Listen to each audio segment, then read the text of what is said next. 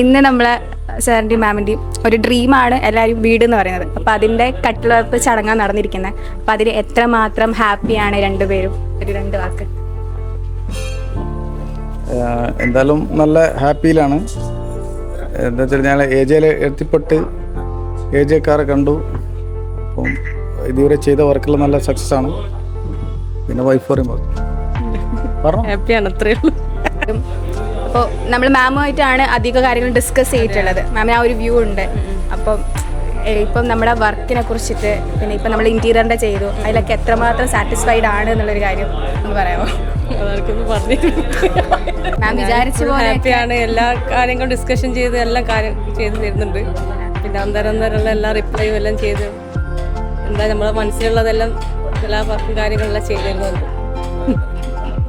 ഈ ഇൻറ്റീരിയേഴ്സ് ഹൈലൈറ്റുണ്ട് ഒക്കെ കണ്ടിട്ട് സാറിന് എന്താണ് തോന്നുന്നത്, നിങ്ങളുടെ വർക്കും കാര്യങ്ങളും കണ്ടിട്ട്? ഞാൻ ആദ്യമായിട്ടാണ് ഇങ്ങോട്ട് കയറിയത്.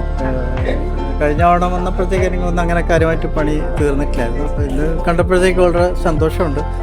പ്രത്യേകിച്ച് ഈ കോട്ടയാടിൻ്റെ ആ ഒരു ഓപ്ഷനൊക്കെ എനിക്ക് തോന്നുന്നത് ഇവരുടെ ഒരു ഡിമാൻഡാണോ അല്ലെങ്കിൽ നിങ്ങളുടെ ഒരു ഡിസൈനിൽ വന്നതാണോ എന്നറിയില്ല. നല്ലതാണ്. പിന്നെ നല്ല വിശാലത ഉണ്ട്. പൊതുവേ നല്ലൊരു സ്പേഷ്യസ് ആണ്. ചില വീടുകളിൽ നമ്മൾ കയറി കഴിഞ്ഞ് കഴിഞ്ഞാൽ ഒരു കുടുങ്ങിയത് പോലെ ഇരിക്കുന്നു. എങ്ങനെയെങ്കിലും പുറത്തിയാടണം എന്ന് തോന്നില്ലല്ലോ. ആ ഒരു ഫീലിംഗ് ഏതായാലും ഉണ്ടാവില്ല എന്ന് എനിക്ക് തോന്നുന്നു. നല്ല വെളിച്ചമുണ്ട്. ശരി, താങ്ക് യു സർ.